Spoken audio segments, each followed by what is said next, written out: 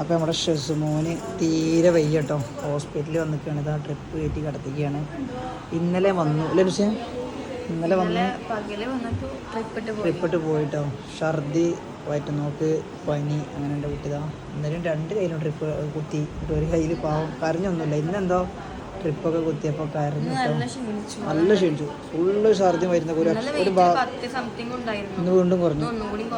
ഒന്നും നിന്നിട്ടില്ല. അപ്പോൾ അതേപോലെ ഇതാ പുറത്ത് ഷിട്ടി വെറുതെ കിടക്കുന്നുണ്ട്.